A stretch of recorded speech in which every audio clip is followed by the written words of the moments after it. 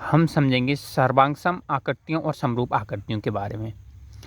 तो सर्वांगसम आकृतियाँ वे होती हैं जिनकी शेप और साइज दोनों बराबर हों। कहने का मतलब ये देखो, यहाँ पर वृत्त के उदाहरण है और ये वृत्त का कैसी हैं, इनकी त्रिज्या समान है, तो इसका मतलब ये सर्वांगसम होंगी। यदि मान लो ये 2 सेंटीमीटर है वृत्त होता और दूसरा होता 3 सेंटीमीटर 4 सेंटीमीटर, तो वे सर्वांगसम नहीं होती। सर्वांगसम के लिए चाहिए कि वे आकार में तो समान हो, साथ में साइज भी उनका समान होना चाहिए। त्रिभुज है तो यहाँ पर देखो सभी भुजाएं बराबर हैं, इसकी और इसकी, सभी कोण समान है दोनों त्रिभुजों की। आयत देखो, आयत में लंबाई इस आयत की और चौड़ाई भी 2 सेंटीमीटर, लंबाई 4 सेंटीमीटर दी है, तो ठीक इसी आयत के बराबर दी है। तो इसमें लंबाई चौड़ाई और इसमें लंबाई चौड़ाई बराबर है। वर्ग दिया है यहाँ पर, तो वर्ग में देखो इसकी भुजा है 2 सेंटीमीटर और वर्ग में सभी भुजा बराबर होती हैं, और इसकी भी 2 सेंटीमीटर भुजा है, वर्ग में सभी भुजाएं बराबर होती हैं। इस तरीके से जिनका आकार और साइज भी समान हो वह सर्वांगसम कहलाती हैं। अब हम पढ़ते हैं समरूप आकृतियाँ। देखो समरूप आकृतियाँ क्या होती हैं, समान आकार हो परंतु आमाप का समान होना आवश्यक नहीं है।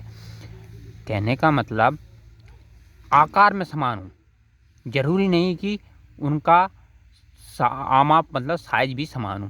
जैसे कि वर्ग है, अब वर्ग का यहाँ पर मान लो वर्ग कोई सा 2 सेंटीमीटर का है, 4 सेंटीमीटर का है, 5 सेंटीमीटर का, 10 का है, तो वे सभी जो वर्ग होंगे वे समरूप होंगे, भले उनकी साइज अलग हो, लेकिन सभी वर्ग सर्वांगसम नहीं होंगी।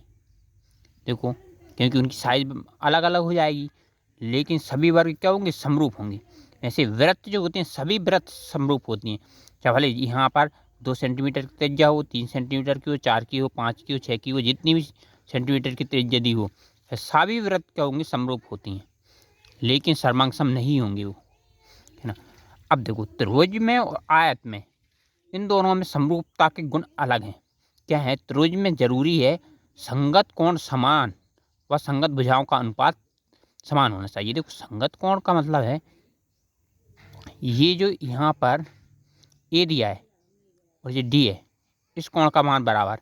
वी कोण है तो यहाँ पर ई है, ये संगत कोण कहलाते हैं। सी है तो एफ है, तो ये संगत कोणों का मान समान होना चाहिए। असंगत भुजाएं कौन सी होती है, देखो ये ए भी है तो इसके संगत कौन सी हो जाएगी, डी, और ये बी सी है तो इसके संगत ई एफ, और ये ए सी है और ये एफ है, तो ये संगत भुजाएं कहलाती हैं। अब संगत भुजाओं का अनुपात बराबर मतलब ये ए बी बटे डी करेंगे तो बराबर होना चाहिए B C upon E F की, और साथ में बराबर होना चाहिए A C upon D F की। इस तरीके से संगत भुजाओं का अनुपात समान होता है।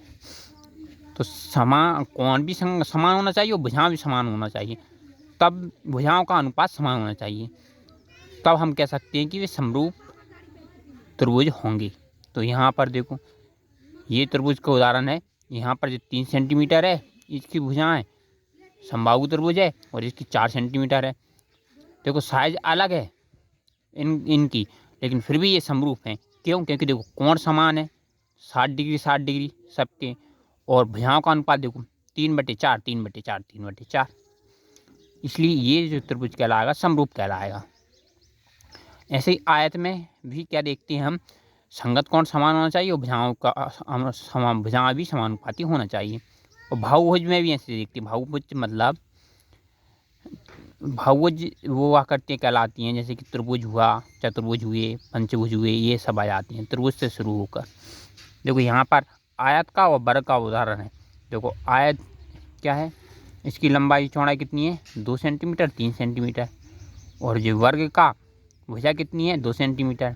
अब देखो कोण समान है, बिल्कुल 90 डिग्री कोण बनते हैं यहाँ पर कोणों पर, और साथ में भुजाओं का अनुपात देखो, भुजाओं का अनुपात करेंगे हम ये एस पी बटे डी ए क्या 2/2, आर क्यू बटे सी बी 2/2 बराबर 1 हो जाएगा।